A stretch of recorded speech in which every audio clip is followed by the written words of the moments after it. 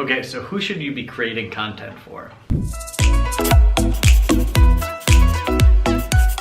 Hey, what's up? My name is Chris Hughes, and in this video what I want to do is I want to kind of talk with you. And the reason I want to do this is because I just learned this. So this is something that I wanted to share with you. So the idea is, like, how do you come up with ideas to kind of create content, right? There's tons and tons of different ways you could possibly do it. There's all the like creative stuff where you're doing a bunch of shots, you're doing not like drinking shots, but like taking different angles, getting shots all over the world, like all the travel stuff. And then there's other different ways. There's tutorials, there's things that are just like useful step-by-step things. I even have a video course that teaches people like how to juggle. So you can create content about pretty much anything, right? So how do I kind of think about this, and what's my viewpoint on creating content, so that way hopefully you can take this and implement it in your business or your YouTube channel or your Facebook page, whatever it is that you're using to build up your audience. So think about this for just a second. What are the things that you needed to learn to get to where you're at right now? Those are the things, the like general ideas that you should at least start with. So for me, I build up big Facebook audiences, and then I monetize that group of people. So for instance, I have a fan page with I think 1.4 million fans for country music.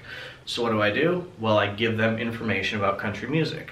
I don't necessarily love country music, but I noticed that there was a need for like a community, and built up website, built up partnerships, built up products, and even sold like t-shirts, coffee mugs, just random things that group of people wants to buy.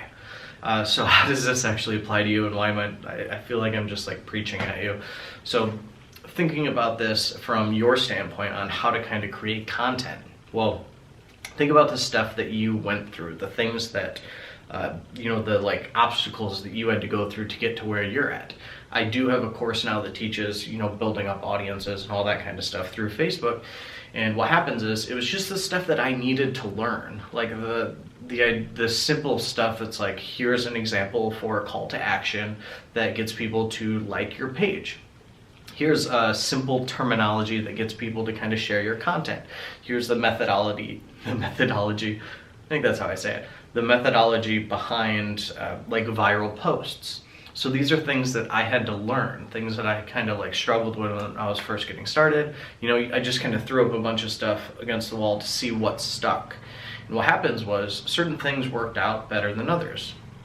So I took notes on it, like pulled out my little notebook and I jotted down things that worked, so that way we could duplicate it, so I could do it over and over again, right?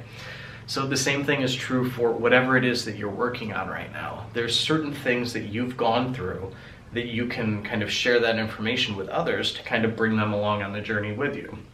And what you're going to do is, by doing this, you're positioning yourself as like the expert. So people are going to naturally want to follow you because they need to learn more, right? So what's cool about this is there's a lot of people who say this particular like quote or saying or whatever it is, but to be an expert, all you have to do is you have to read one chapter ahead of the person that you're teaching. So that way you can, be ahead of them, so you can teach them.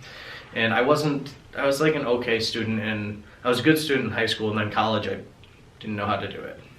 So what happened was, simple tweaks like reading a chapter ahead better prepared me for the lectures when I was actually going to class, which didn't always happen because I didn't really enjoy the class. I wanted to work online and travel the world. And that's what I did. So what happened was, I just started to kind of put in a little bit more effort. So that way when I went to the lectures, I kind of had an idea of what we were talking about. It wasn't like when I first started and I was just like, I'm here. Well, what are you gonna tell me? So the way this works for you is, if you've gone through something, like if you do photography, you've learned things, like certain modes are better than others, and as a beginner, like, people don't know these things. You didn't know that when you got started, and you might not be a photographer. Same is true with anyone who's like editing videos. Like, there's certain buttons that you need to click on. I wanted to say Photoshop, but it's like Final Cut Pro or Premiere, whatever the experts are using now. There are things that people don't know, the things that you didn't know to get started. Same thing is true of everything. Every time you do anything, every time you learn a skill, someone doesn't know that. So you taking the time to create the content to help them, you're not only like putting out goodwill, you're helping people, which is always cool. You're able to build up an audience around that particular interest. So like I said before, with like photography stuff, if you can teach photography stuff, you can pair that up with affiliate programs that teach all the rest of the stuff, or you could even like go on to create your own course teaching photography stuff. You can do that with like speed reading, you can do that with pretty much anything. The world really is your oyster at this point, because the internet allows us to find the people who are interested in the things that we build. It'll attract them to us, and it's all, most of the time it's through like YouTube videos or Facebook. I use Facebook a lot because of the interest targeting. You can get very specific on who you're targeting, so that way you can speak directly to them. But that's besides the point. I just wanted to share that with you. Like, find the things that you're learning and just start to document them. Like, start to keep track of it, so that way you can teach.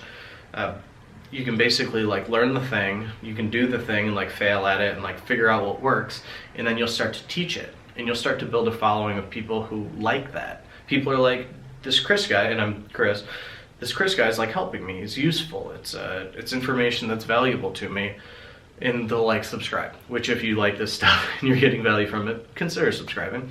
And like it too. I think that helps with like the rankings on YouTube, and if you say anything in the comments down below, I'll read it, and YouTube takes that into account as well. But it's besides the point.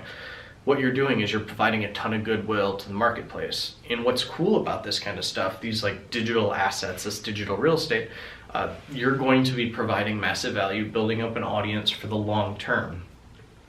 So for example, like 10 years from now, say that you did those photography tutorials and you taught people how to do this. Even if you're not interested in photography at that point, and that happens, like we get interested in stuff and then we don't, the video tutorials you created will live on. So as long as it's stuff that's like evergreen, things that are useful for a long time, like that's why I created a juggling course. I teach people how to juggle in a video course. I made it when I was 21. I'm 31 right now, so that's 10 years ago, and I still make money from it every month. It's not like crazy quit your job money, but it does give me extra income from something I did one time when I was 21. So that's kind of cool to think about. So what you should be doing is every time you're learning something, try to figure out a way that you can teach it. And then there's always ways to monetize that once you've built it up. But that's it for this video. I just wanted to share that, hopefully encourage people, hopefully get you excited about the possibilities of, creating and monetizing digital real estate through, the easiest way right now is creating videos just like this. So if you have questions about this or you need help with any of it, please don't hesitate to click buttons down below. There will be other resources mentioned in the description section, and also ask comments down below, like ask questions. That way I can create more of these videos to hopefully help you with overcoming that stuff.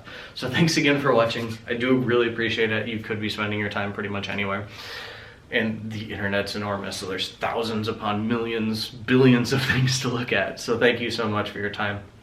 Consider subscribing if you haven't, and I'll see you in the next video.